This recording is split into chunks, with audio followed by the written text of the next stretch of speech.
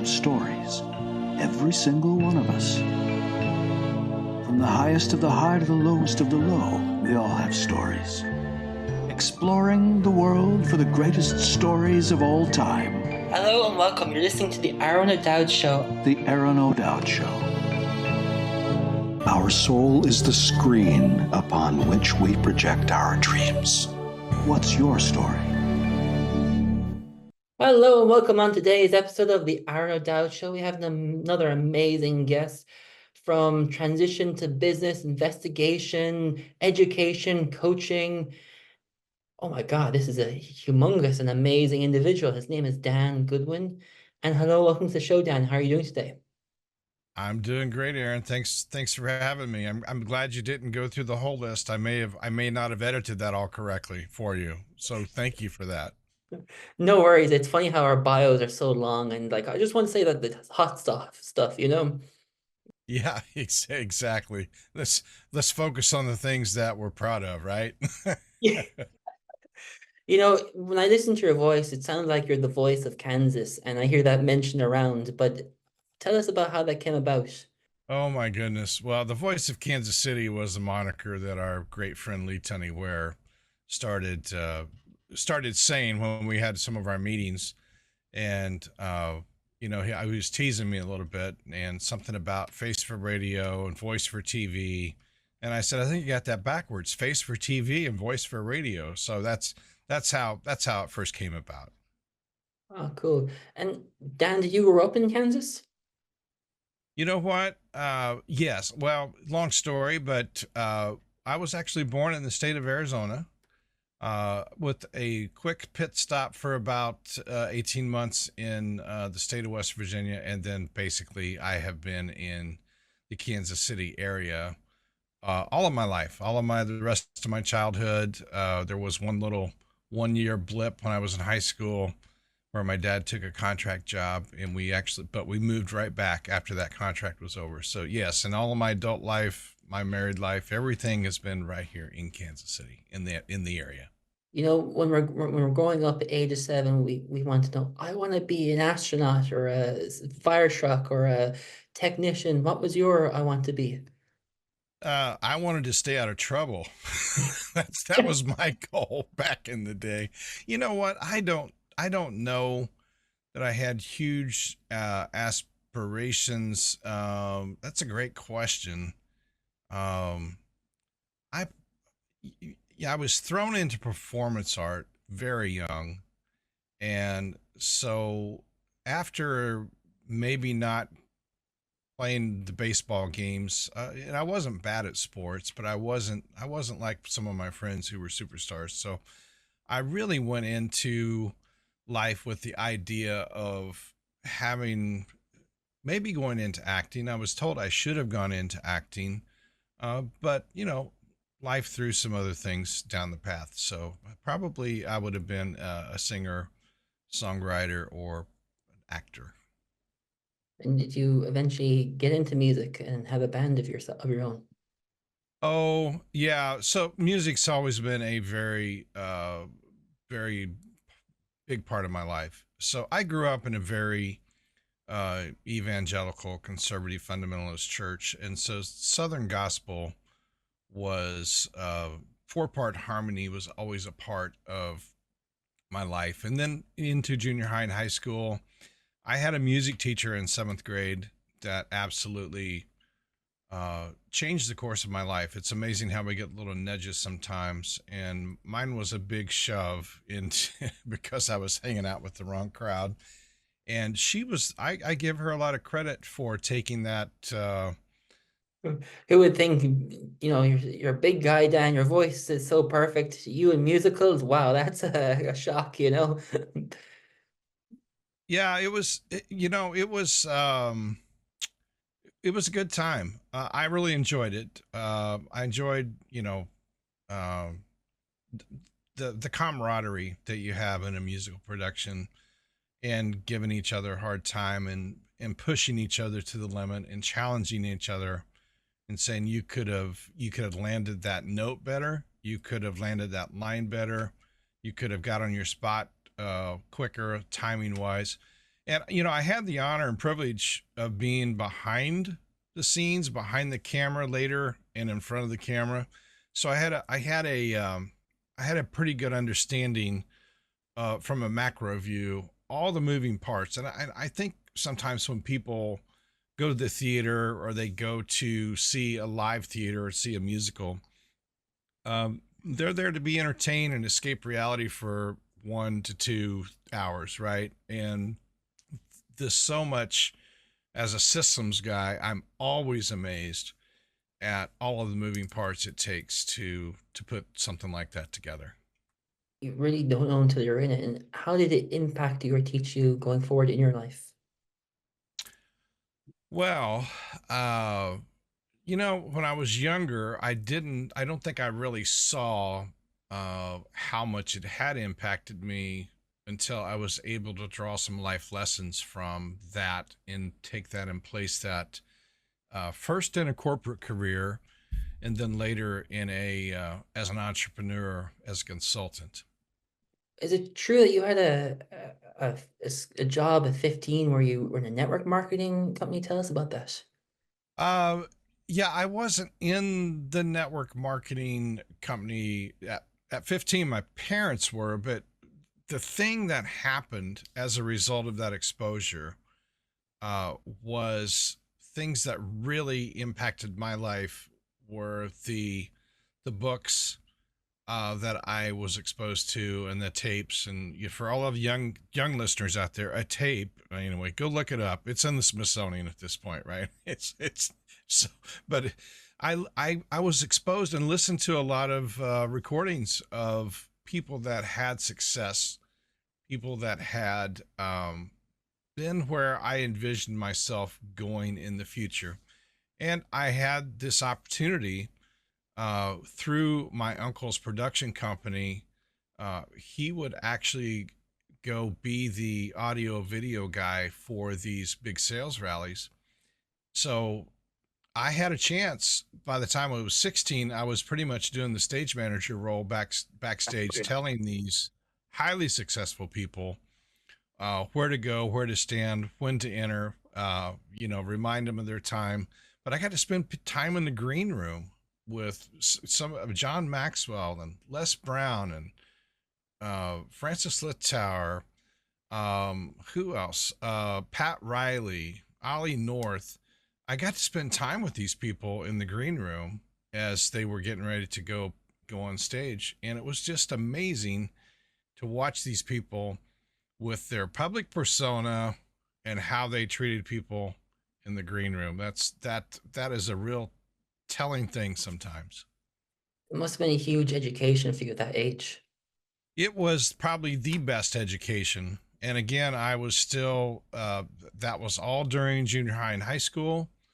And it just made such an impact on my life because without that, I'm not sure where I would have ended up or what kind of trouble I could have caused. It sounds like it was your breakthrough moment, transitioning then. It was a breakthrough moment, and I'm very thankful that that was a determining factor on my path. And is this before or after you got a job as in the mailing department in the telecommunications company? Yeah, that's so when I was 21, I got married. So I got married very young. Um, and I did 2 or 3 odd jobs before I was at uh, Sprint, and now it's known as T-Mobile. But I refereed ball games. I was a security officer for one of the school districts here, and then my dad and my uncles worked at another subsidiary of Sprint, and said, "Hey, there's this," and they knew I was kind of struggling. He said, "There's this opening in the mailroom at the company, and don't know if you'd be interested." So I thought, you know what, might as well. Needed benefits at that point, needed income, and That's how it started. I started in the mailroom. So I was there about 13 months and then kept moving on up into the corporate security group at that point. What do you think was your success moment to move up through those divisions? Uh, wow. Well, I would say my sparkling personality, but I don't want to sound narcissistic. No, I'm kidding, of course. No, I was a hustler. I could still be a hustler. And it was an opening, right? It was entry level. Always looking. That wasn't the first job I'd applied for after corporate security was not the first department I'd applied for, but you had to be there uh, a year before they would really consider, moving you on up or out or whatever. So the security assistance job was I was mainly a paper pusher. I would respond to legal demands for phone records. So whether that was civil or criminal and all that good stuff, and that led the next step was I did that for about 3 years, and then I became a security investigator, and I did that for a few years, and then I became a uh, security manager, regional security manager, and that's where I finished up my career with Sprint. But that covers about 19 years of my life right there. Let's bypass 19 years and figure out why, you know? But no, I get it. Um, so in climbing up these ladders, did you feel that your unique superpower is being learned, developed, and so on to reach to that status? Oh, yes. So I think I was born to be an investigator because I was the eternally curious child. Sit down, shut up, you're asking too many questions, that kind of child. I was always challenging the answers that I received. And if you don't believe me, ask my dad. Because, uh, yeah, it's that that upbringing, and I had a mom that read to me all the time, so very early, went to school early with knowing all my letters and numbers, and she did she did what the teachers considered a huge disservice. Taught me how to write cursive in first grade, which now I write like a doctor, so which is always open to interpretation. But um, the Sprint going into investigations, I actually went to an investigation school in Chicago where they send a lot of law enforcement. And it really helped me put a framework around my intuitive, investigative, questioning skills. And that's really where the switch got flipped. And that was in 1995. And were you tapping into that intuitive ability in younger ages and coming up where you could feel, I wonder about this, or I feel not this, or so on? Oh yeah. Yeah, I read people very quickly, even at a young age. Part of that when I was younger was survival. I used humor a lot to extricate myself from situations that I might have created for myself. You can read between the lines there, but I was always pushing people's buttons, always challenging them, always making them defend their answers, pointing out their fatal flaws in their arguments, which that doesn't make you well loved. I think I'm a little bit better nowadays as an adult to help people work through that without basically telling them my observation of whatever the situation is. Wow, and that must have been an interesting playground to harness that and then go into an environment where you could unleash it, you know? Yeah, unleash is a good word. When I when I think back on how that played out in my life, um, when I was working for the telephone company, I was hired to do a job, and that was to go in and get the facts of an investigation. And we would have fraud and theft and embezzlement, sexual harassment. We'd have all the human issues, human cases. At one point, with all the mergers and acquisitions in the late 90s, early 2000s, we had 88,000 employees in the system. So, and we only had 27 investigators spread out all over the nation. So we had an opportunity to talk to a lot of people, and I was always hired to go back and find out what had happened, but more importantly, why it happened. And that is a different energy than when I started my consulting business. And I really had to retool my tool set in order to help people without coming across as an accuser or an interrogator. Yeah, that is because how do you differentiate the different? Someone who interrogates and someone who wants to help, you know? Yeah, and the you know the school I was sent to in Chicago was called the John Reed School of Interview and Interrogation Technique, and the corporate attendees were outnumbered by law enforcement. So we never used the word interrogate in a corporate environment. Obviously, I mean that would just invite all kinds of lawsuits and liability and litigation. So it was our our methods that we used were tempered and were adjusted for a corporate environment. But I was very successful at what I did. You know, I did hundreds of event investigations and thousands of interviews over my 19 years while I was at Sprint. And over those 19 years when you went home, could you switch off that skill, or was that still humming through in the background? The background piece is, yeah, it, it really did prepare me so that when I made the decision to leave, um, I was ready to leave. I was tired of the travel, which was over half the time. Um, and you know, we had two kids during that time, and I felt like I was missing out on that. And my wife, you know, is a saint. She basically was a single parent half the year, and it was, yeah, it was a tough.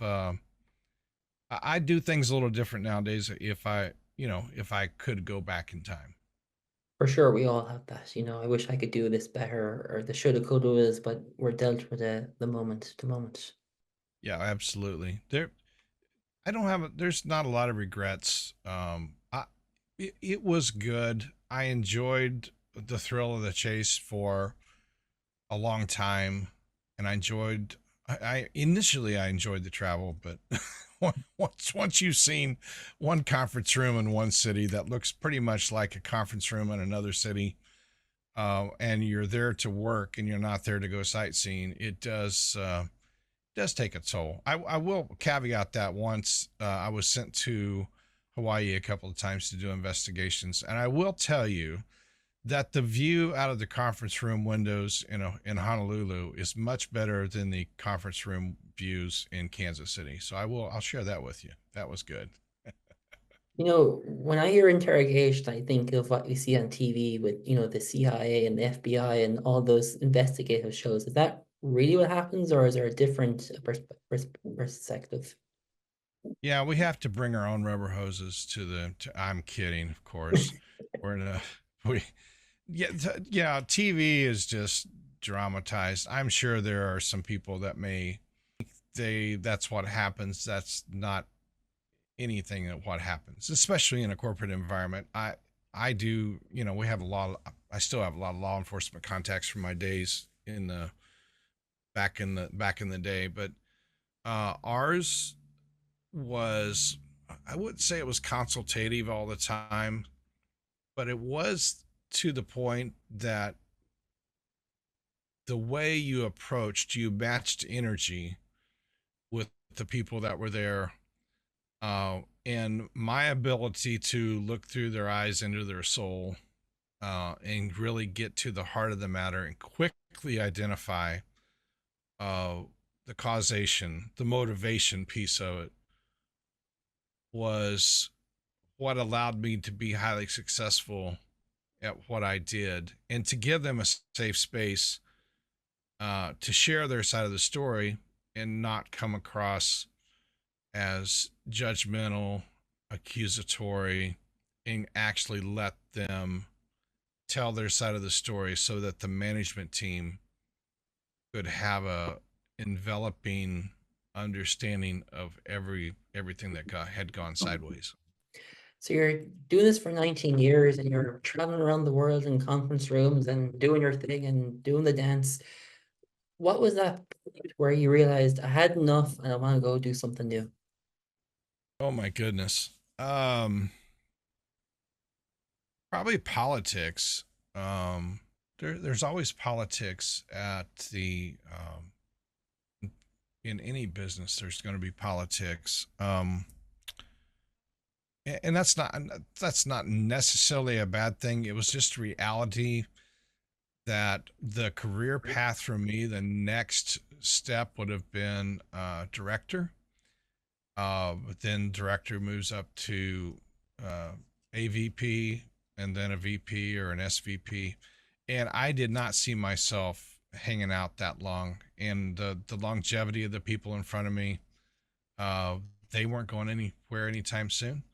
So back in 2004, which was 3 years before I left, I finished up my MBA and let Sprint pay for that. Thank you, Sprint.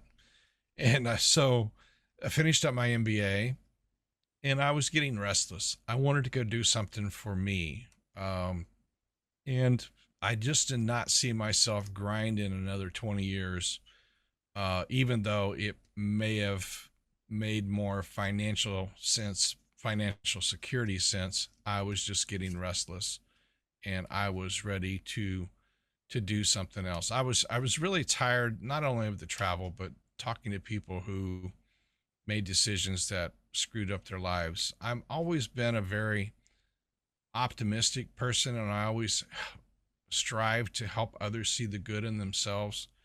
And when you're doing thousands of interviews with people that have done something either against company policy or criminal, yeah, it's that's a downer sometimes. I say it can be, and living in that environment day in, day out could burn you out. But you picked real estate. Tell us about what made you go down that route. Uh, wow. Well, the when I left, yeah, when I left Sprint, I was like, I don't want to do anything that dealing with people and their screw ups. So I had been studying real estate investing for a few years before I left Sprint, and so decided to jump in. That was plan A when I left. We had done a few properties. We had got our education, and my wife and I. So when we left there, when I left Sprint, it was with to jump in. So I left in March of '07. And for anybody that was in the investing space or the real estate space back in '07, '08, you know what happened. The whole system started to crumble. So then real estate also was uh, we we both my wife got her license first and then I got my license. And what ended up happening, Aaron, is that with all of the meltdown on the market, there was a lot of people facing foreclosure. They were upside down on their properties, and they owed more than it was worth. And I've in the states, I'm not sure what they call it on your side of the pond, but in the states we call it a short sale. So I found myself taking all of my investigative skills and I started negotiating short sales on behalf of our real estate clients. So I was in touch with VPs of loss mitigation and asset managers and loan servicers. So I ended up basically taking all my skill sets and turned those into negotiation skill sets. And that was our real estate life from about 2008 through 2014, was helping people settle a mortgage with a bank that where they owed more than the house was worth. And I was on the phone 12 hours a day, 5 days a week for a long, long time.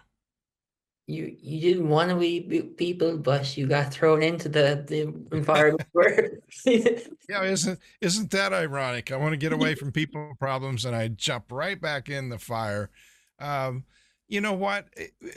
What made that palatable is, well, number one, I wasn't dealing with life changing. Well, losing a house is a life changing event, but I wasn't dealing with the humanity events of fraud and theft, embezzlement, and sexual harassment, and all the other human issues inside of an ecosystem of a corporation. But yeah, there were yeah, there were some sad stories about, a job loss or a divorce or relocation, or one spouse lost a job and they just couldn't make. I mean, there were a lot of moving parts, and I was able to take my skills from investigations and use those to help people. And that, I think that was the difference, along with the fact uh, I was in control of my own destiny at that point, and I got to choose how many hours I worked and when we got to take a day off, and I didn't have to go ask anybody permission for that. it's amazing how the transition for you seemed easy for you. The fact that you could use those skill sets in this new arena for you, but yet you got to be the boss. You got to be your superhero in some way that people could see it through you. Well, yeah. So, I'm just sitting there thinking about what you just said. Easy is not the word I would use. I'm thankful I had the skill sets to be able to make it happen, and the transition piece of it, I pulled I probably pulled the trigger too early. I probably should have stuck it out another year. Now, would that have changed something? I don't know. Would that have the whole course of my life? It's these small decisions that we make every day that determine the course of our lives. And I thought I was ready, but I've coached a lot of people and consulted with a lot of people since then to help them be more ready than I was. How's that? No, and the road further on shows us that we weren't ready, but we can get them ready based on, the twists and turns of life. Yeah, I made a lot of mistakes. We go back to shoulda, coulda, woulda, right? Should have been more prepared. And but for the most part, for people, we make decisions in the present moment with all of the data that we have, and it's only looking backwards that we recognize we miss some data points. But you know what? That's okay. It's what do we do once we recognize we miss data points? What can we do to implement those changes moving forward? And how does that play out in the grand scheme of things? Yeah, they're the longitude and latitudes of our map in some way. They really are. And the point is, sometimes people are on autopilot, and they are just reacting or responding to life without taking the time to think about, do some planning, do some soul searching, and find out who they are and who they really want to be when they grow up. That's a question I ask myself every day when I look in the mirror. Dan, what do you want to be when you grow up? Have you found the answer yet? I'll let you know when I do, but don't hold your breath. Okay. It's a new opportunity every morning.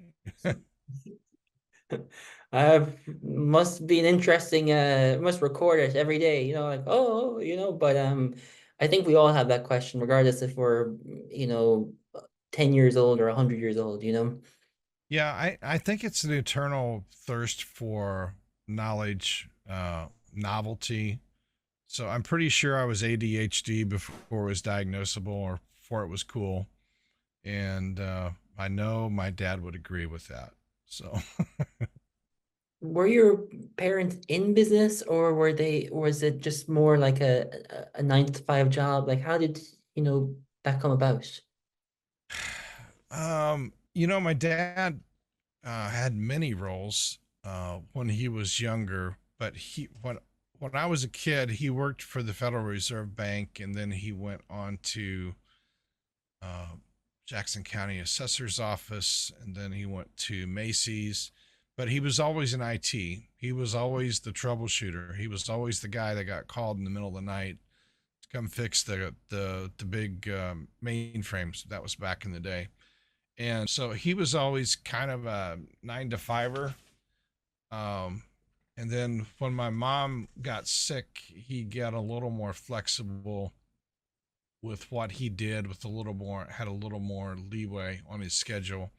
Now my mom's side of the family, my mom was a stay-at-home mom until, oh my goodness, I was probably in junior high. Yeah, I know I was in late grade school, early junior high, and she became a sales person for home interior gifts. So she would go have the house parties with all the ladies, right? And then they would buy all the stuff, the wall hangings and the sconces and the the lights. And it was a party plan, and she was ultra successful. She won so many awards, uh, and yeah, she was good at what she did. So she was kind of the side hustle, right? Dad brought home the paycheck, got all the bills paid. We never lacked for anything. Didn't have everything I wanted, but had everything I needed. But mom had the side hustle, and then she'd use that extra money on what we wanted and what the extra things, taking trips and all the neat stuff that you want to give your kids. And some of the skills you do today, did you pick up them from them? Oh, I've always told people, if you never got the chance to meet my mom, you've met me. So, and yeah, I yeah, I'm more like my mom in how I interact with people.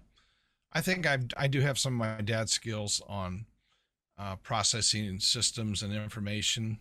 So I think I'm a good combo of both. But my personality is more like my mom, a little more freewheeling. Let the doors out and bolt, there goes Dan. Yeah, well, yeah, that's true. Yeah, absolutely.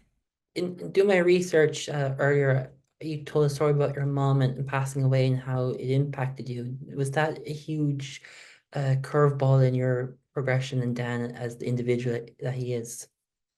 Yeah, yeah, that was the curveball.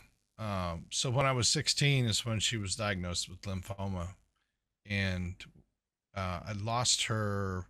In fact, it's coming up July the 4th. I lost her when I was 18. I had just graduated high school.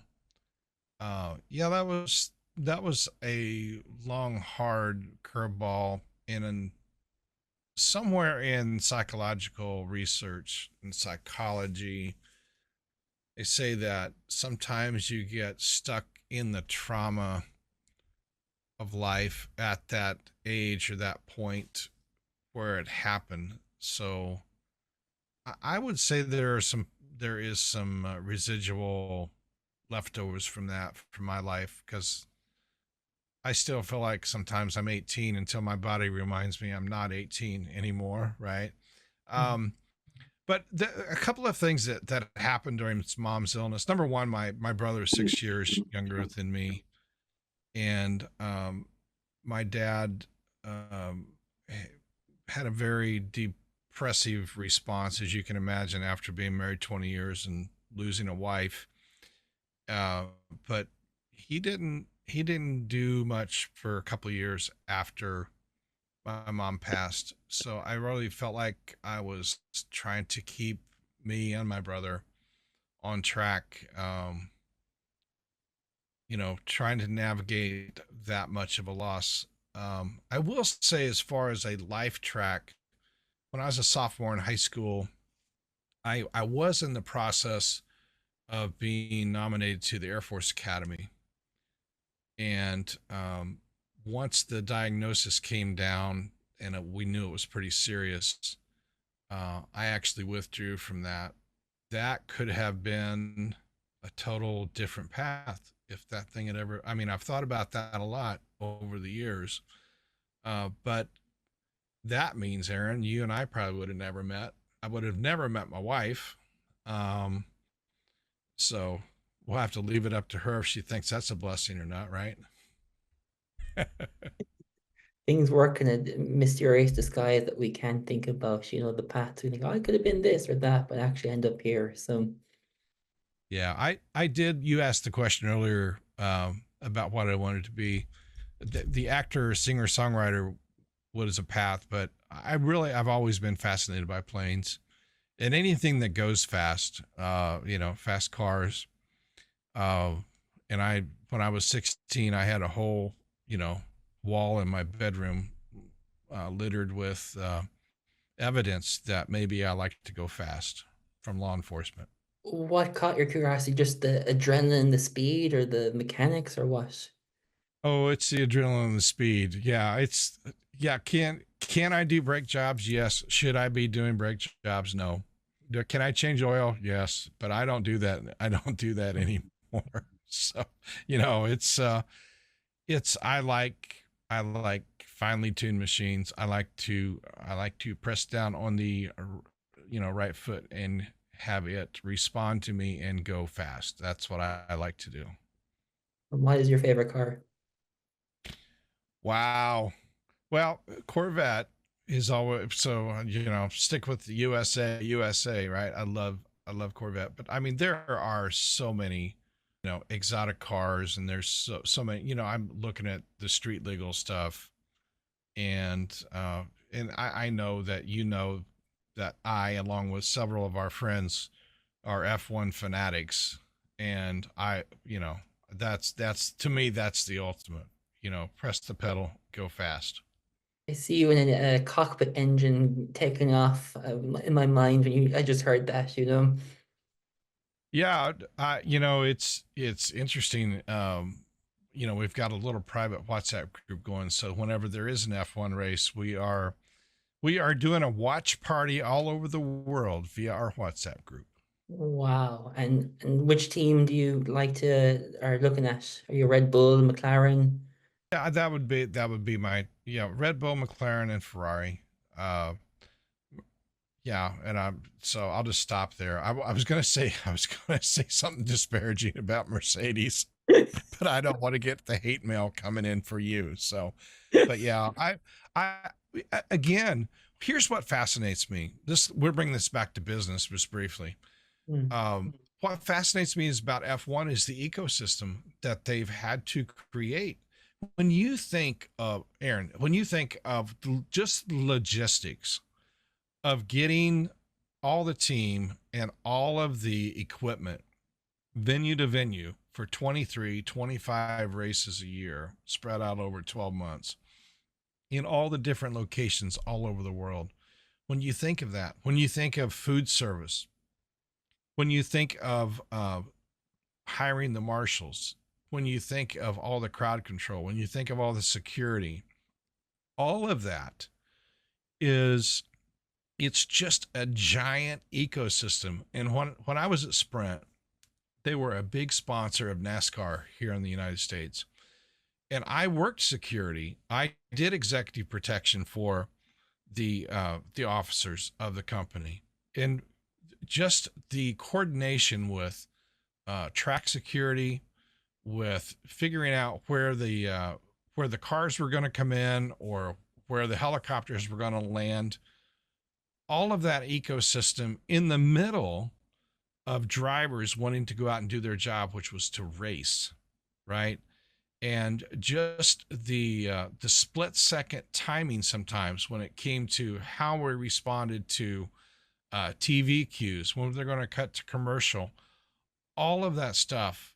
When you look at it as an ecosystem, it's like you are a conductor of a 500-piece orchestra, if there is such a thing. When you break down that, I love watching Formula One, and I wouldn't have thought that point of, the mechanics of it. But when you break it down like that, it's like, wow, actually to do all that around the world, it's a huge task, but to have it so successful is another achievement. Yeah, they've done a brilliant job. And what F1 did and the marketing company did, 5 years ago when they brought Drive to Survive on Netflix, I'd always been a cargo fast, me big fan type of thing, right? But when they put their marketing hat on and they brought that series to Netflix, all of a sudden you saw the interest here in the United States at least go up and just blow the top off. And they've added races, they've Miami and now Las Vegas, and they've got Austin here in the States, and you've got people discovering it. But it's a huge coup. It's a huge marketing coup for them to attract the money. And yeah, the drivers get all of the glory and the multi-million dollar contracts, and they become superstars and celebrities in their own right for their antics, either on track or off track. But it is just a microcosm of life, and then how we use that and what we can do to move forward and create our own ecosystem around our own lives, our own businesses. It is so true. When you watch the Formula One, you see the interviews and with your skill sets, do you think, I wonder, is there something in the background being played or something? well, well, unfortunately or fortunately, however you, I do that with every conversation. I am that guy. I have been told by my wife, "You are that guy. Quit ruining the plot points. Just let the sucker play out." Because I'll say, "Oh, I bet this is going to happen." And she'll look at me and say, "Shut up. Why are you ruining this for me?" Right? But yeah, you can look. Body language is a lot of it. Word choice. Now it gets a little more interesting for me, uh, because English is a second language, and a lot of those drivers are not English speakers, but they've certainly been around, and that is the lingua franca, right? That's the language of commerce all over the world. Um, but yeah, you can pick up a lot of nonverbal cues, and you can see something's going on behind the scenes, and sometimes it's not even behind the scenes. There's just outright hostility or positioning or power plays going on, and you can observe that. Wow, to be switched on all the time to see that in every walk of conversation, that's a unique superpower there. Yeah, I'm not sure it serves me 100% all the time, but um, it's just been a part of my life since I was a kid, to observe. Now, what I've learned as an adult is I don't have to respond to every nonverbal cue or nonverbal trigger anymore. I enjoyed it. I enjoy pushing people's buttons and basically letting them know I see you and I see what you're doing, and I'm calling you out on it. So, but occasionally I'll still do that, just for free entertainment, right? For sure. And your business and your coaching and your, you know, soon to be an author, you've got so much on your plate. How do you manage it all to be the success that you are? Well, you're making the assumption that I am managing it, so I appreciate that. Thank you so much. But yeah, it is a little chaotic, but out of that chaos comes clarity, and I find what I do every day, as long as I'm helping people and spreading love, in the energetic sense of the word, that's really where I find fulfillment, and always looking forwards to a solution. And that's the difference between my consulting business versus my corporate life, where I wasn't looking for a solution, I was looking for a conclusion, of an investigation to go find. And now I really feel like to be solutions focused is where I can help people the most. And it's helping them most. Let me say it this way: most people, when they come to me for assistance, already have the answers inside of them. They just need someone to help them tease that out of them and then commit to whatever course of action. I'll have people come to me and say, Dan, tell me what to do. I don't really tell anyone what to do anymore. I will walk them through a process and say, tell me more about that. What is the likely outcome if you make decision A, decision B, decision C? And are you okay with decision A results, decision B results, decision C results? And I have found when I help people make their own choices that they themselves will be accountable to, that's when I am most impactful as a coach or a consultant. Yeah, I get that, and I hear that the reins to make people be their own success, but you're guiding them left and right to go where they need to go. Yeah, I want them to own the decision, and I want them to own the outcome. They're not going to come back to me and say, you gave me bad advice, you screwed up my life. No, that's not it. It is every choice matters. Every decision matters. Little or big, it doesn't matter. It all matters. So that was a that was a conundrum. It doesn't matter, but it all matters. So let me rephrase that. It all matters. Every decision you make, however big, however small.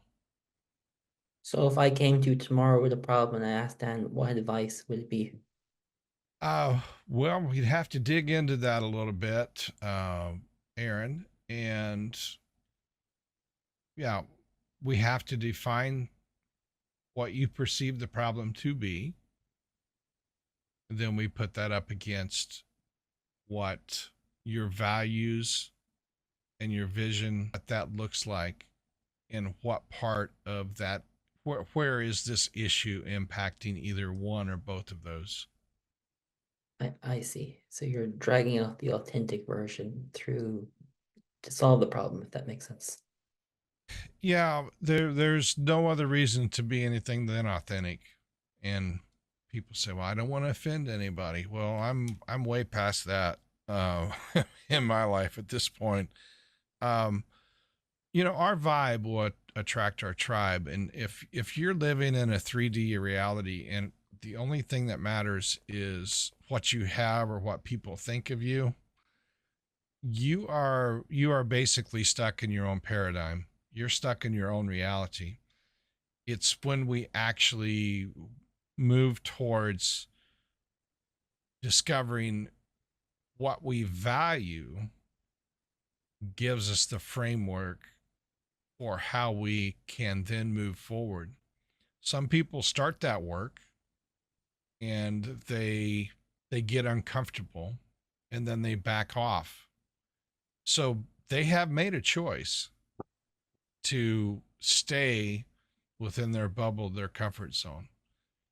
And when you do that and you don't have any vision to learn or explore or stay curious, that's when life can get rather mundane sometimes. If you could go back and give advice to your younger self, Dan, what would it be? uh, Study harder, study academics harder, not study partying harder, because I already did that. So um, listen more, agitate less, because I like to stir it up. Like that was my version of fun, and love more.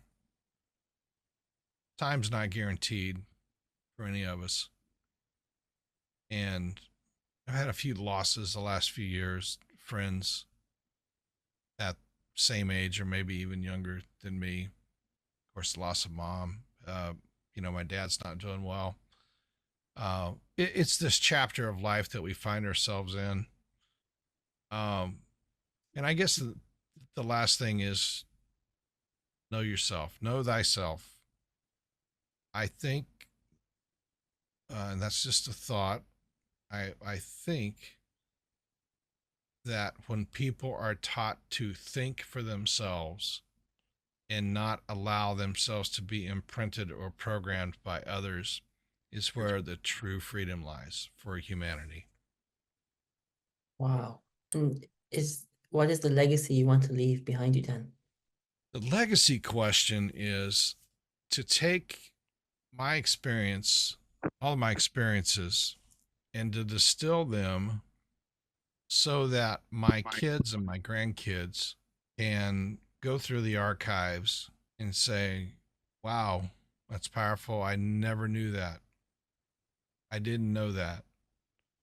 So there are things that I'm working to explain to them or tell them. And at the same time, time is the premium. We don't have an unlimited amount of time. So part of that is like our book project. Part of that is being a contributor to a magazine. Part of that is to put out insightful and helpful social media posts on whatever channel you decide to put them on. And that is legacy, to see how many people I can help, or I can bring alongside, or I can cheer on as we move forward in this physical existence. That is amazing. And do you feel that you have the freedom to do that? Is there anything holding you back in this moment that you described that your younger self needed to know? I'm more equipped now with knowledge and experience. I don't feel like there's anything holding me back at this point to express myself. I don't feel beholden to anyone to curtail my opinions, to curtail my input. I do a lot better job of delivering that sometimes. Maybe too softly sometimes. I don't know. But yeah, I don't feel really constrained. I feel like I am right where I need to be at this point in my life. Fantastic. If there's one thing we haven't discussed about that you want the listeners to know, what would it be?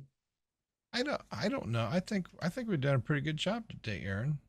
I guess just say I'm a heck of a nice guy. Just ask me, I'll tell you, right? Dan, where can we find if you want to know more and get to see all the amazing stuff you're up to? Yeah, the best place to catch me right now is LinkedIn. So Dan Goodwin, CYA Consulting. I'm not a secret agent anymore, so I'm out there, and that's where I can be found. That's where I do 90% of my interactions with people is on LinkedIn, because that's where my clients are. That's where my business is. Oh, it's been a blast, Dan. You're now investigating the public and your expertise, and it's great to see that. And thank you so much. It's been a blast and really enjoyed this. Thank you so much, Aaron. I appreciate it, and I appreciate all you're doing for our group. Thank you so much. Thank you for listening to the Aaron O'Dowd Show, where the world's best stories are told. We're always ready to share another magnificent tale from the world's best storytellers. So stay tuned and rock on.